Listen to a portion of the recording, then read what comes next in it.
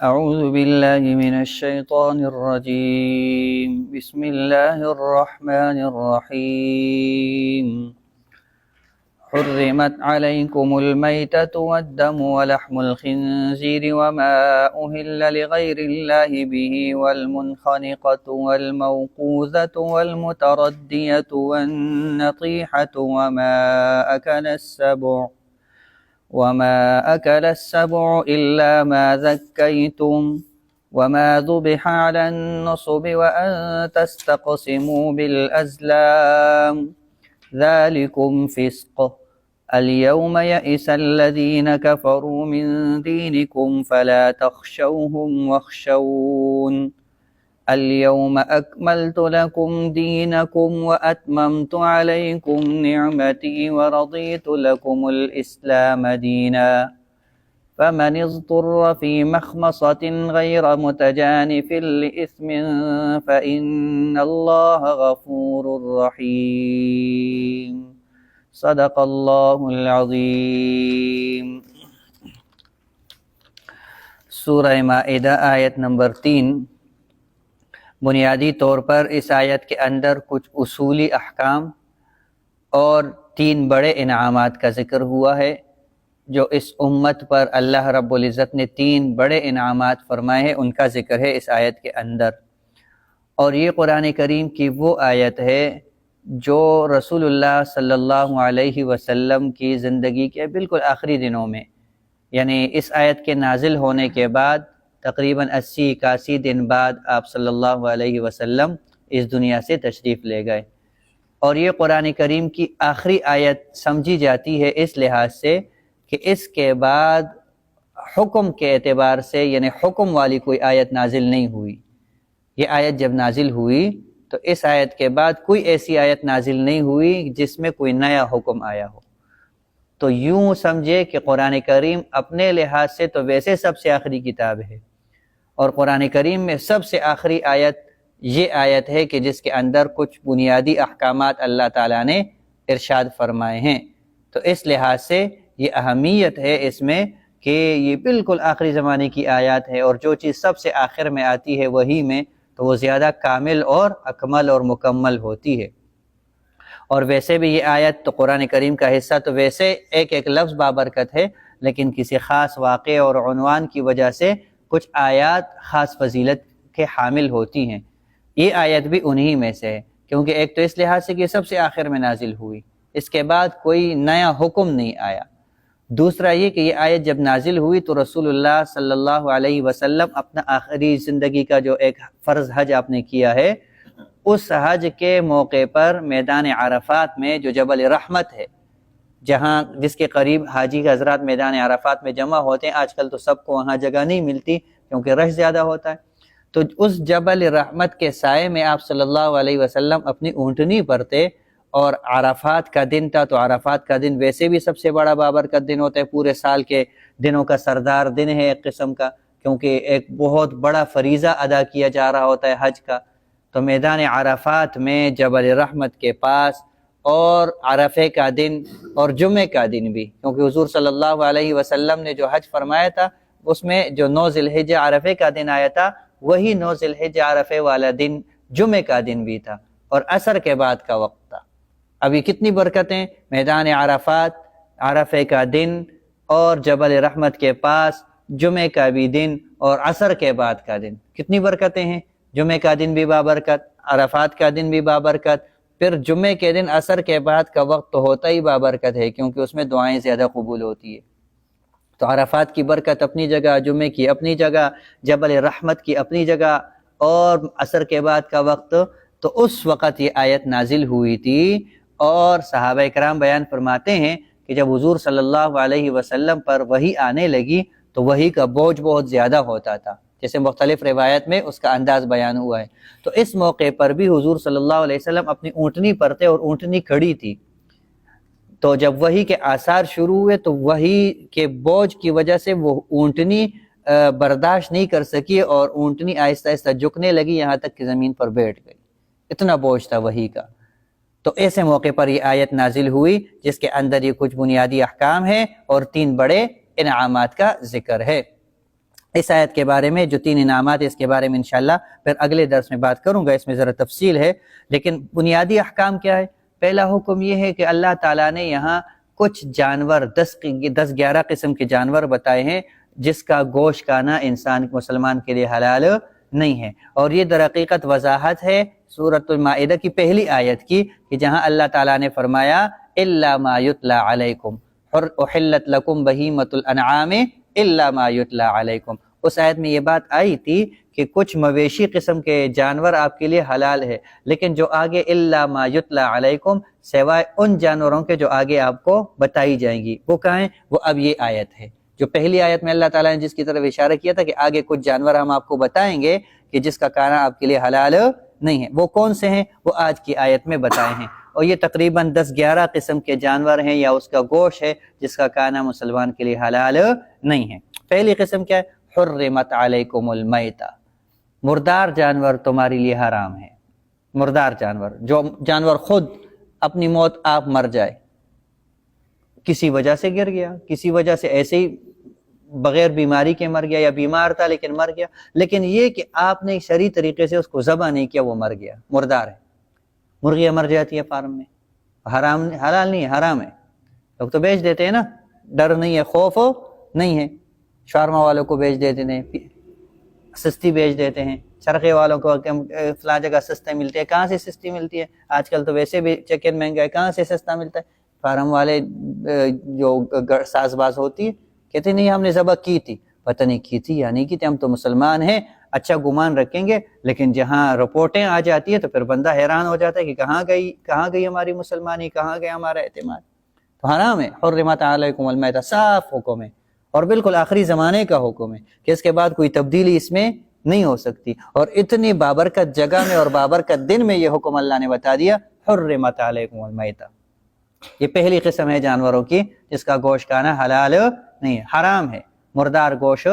حرام ہے۔ اگر ان کو پتہ ہے تو حرام کر رہے ہیں، اور اگر حلال سمجھ کے کر رہے ہیں تو یہ کفر ہے۔ اگر جو لوگ اسی کاروبار کر رہے ہیں،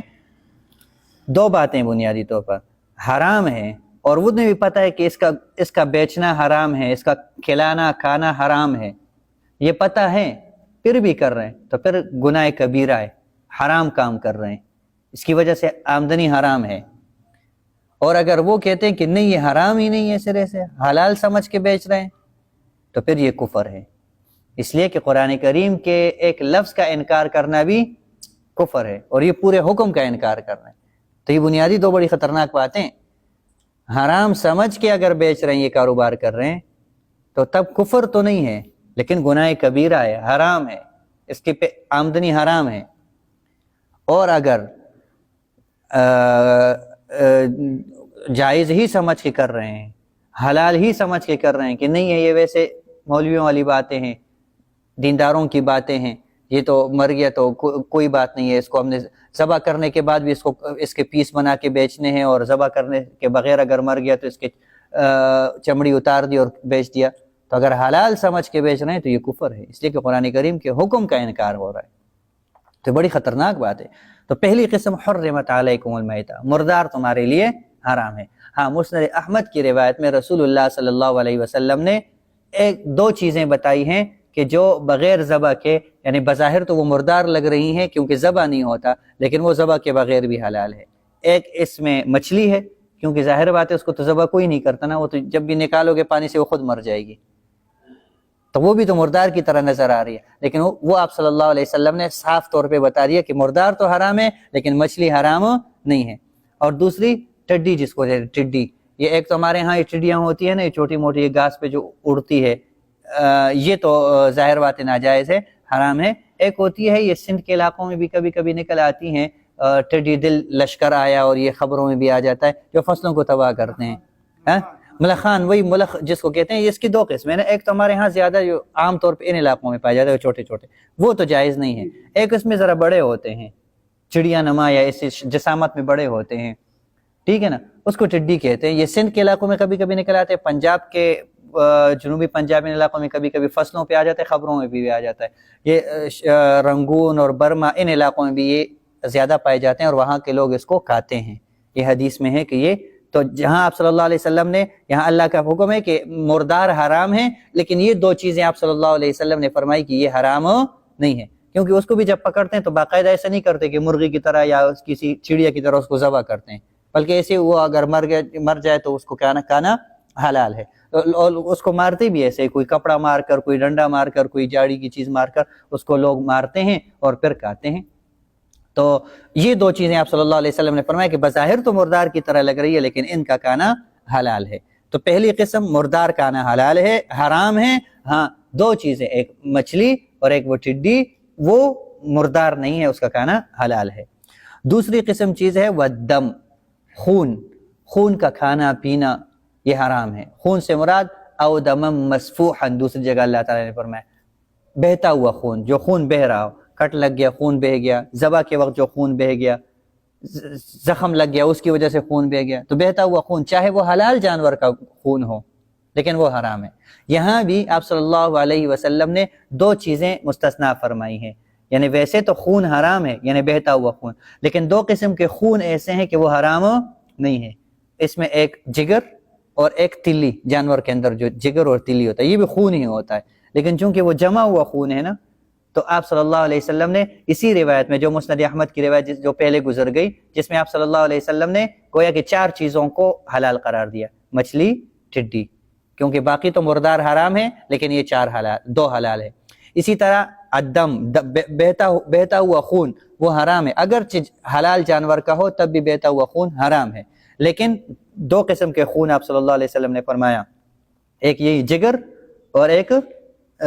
کلیجی جس کو کہتے ہیں نا، کلیجی اور تلی جو جانور کے اندر ہوتی ہے، وہ دل اور اس کے ساتھ جو آس پاس جو ہوتی ہے نا تلی، وہ بھی جمع ہوا خون ہوتا ہے، در حقیقت وہ گوشت نہیں ہوتا، وہ خون جمع ہوا ہوتا ہے۔ تو یہ 2 قسم کے خون کھانا حلال ہے، اس کا بیچنا بھی حلال ہے اگر حلال جانور کا ہے، اور اس کا کھانا بھی حلال ہے جیسے قربانیوں میں لوگ کھاتے ہیں۔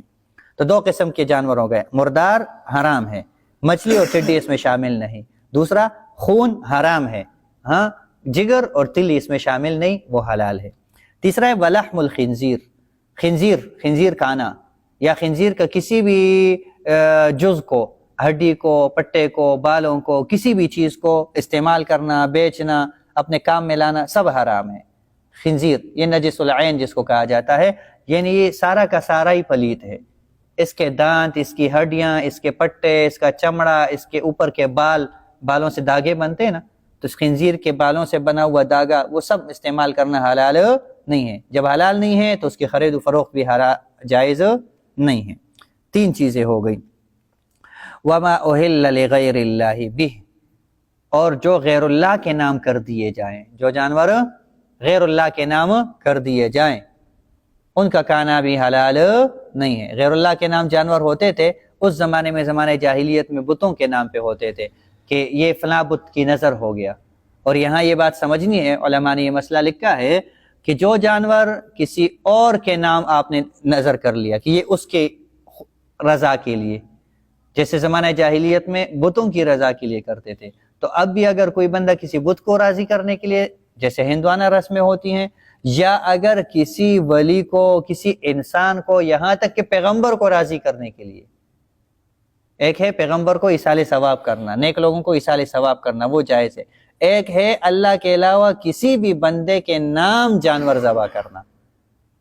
یہ کیا ہے؟ وما اہل بہ لغیر اللہ، کوئی جانور اللہ کے علاوہ، غیر اللہ میں سب داخل ہے، چاہے انبیاء ہو، اولیاء ہو، بزرگ ہو، ہمارے اساتذہ ہوں، ہمارے بڑے ہوں، ہمارے والدین ہو، آباء و اجداد ہو، ہمارے محبوبین ہو، کوئی بھی ہو، وما اہل بہ لغیر، ہر وہ جانور جو اللہ کے علاوہ کسی اور کے نام کر دیا۔ کسی اور کے نام کرنے کا مقصد کیا ہے؟ یعنی خالص اس کو خوش کرنا، اس کو راضی کرنا، یہ ہے غیر اللہ کے نام کرنا۔ اور ایک ہے ایصال ثواب کرنا، وہ تو جائز ہے، جیسے میں کہتے ہیں نا کہ آپ جانور تو اللہ کے لیے ذبح کرتے ہیں لیکن پھر کہتے ہیں کہ یا اللہ اس قربانی کا ثواب فلاں تک پہنچا دے۔ یہ تو خود حضور صلی اللہ علیہ وسلم نے بھی اپنی پوری امت کے لیے قربانی کی ہے، مینڈا ذبح کیا اور آپ نے فرمایا کہ یا اللہ یہ مینڈا میری پوری امت کی طرف سے قبول کر دینا، قیامت تک جتنے بھی لوگ آ رہے ہیں سب کی طرف سے ایک قربانی حضور صلی اللہ علیہ وسلم نے کی ہے۔ تو وہ ایصال ثواب الگ چیز ہے، ایک ہے اللہ کے نام پہ نہ ہو، غیر اللہ کے نام پہ ہو کہ یہ ان کے نام کی نظر ہے، جیسے ہم کہتے ہیں فلاں کے نام کی نظر ہو گیا، اس جانور کا کھانا پھر کیا ہے؟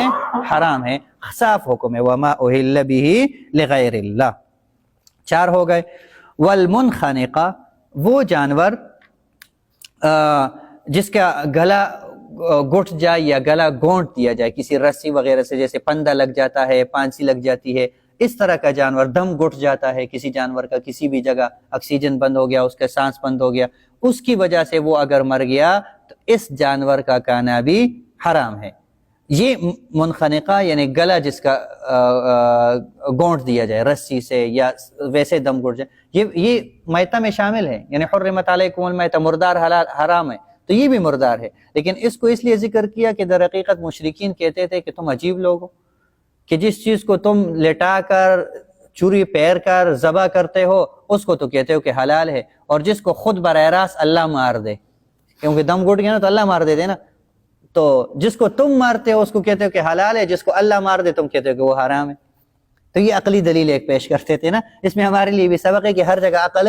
نہیں چلتی، ہر جگہ عقل کا بھی ایک دائرہ ہے، وہاں جا کر عقل کا کام بھی ختم ہو جاتا ہے۔ لہٰذا اس قسم کا جانور جس کا دم گھٹ جائے یا گلا دب جائے جس کی وجہ سے وہ مر جائے، اس کا کھانا بھی حرام ہے۔ باقی انشاءاللہ یہ 5 قسمیں ہو گئی، 5 قسمیں مزید ہیں انشاءاللہ، وہ کل اگلے درس میں پڑھیں گے، اور 3 بڑے انعامات ہیں وہ بھی انشاءاللہ اگلے درس میں پڑھیں گے۔ اللہ تعالی ہمارے لیے سمجھنا آسان فرما دے۔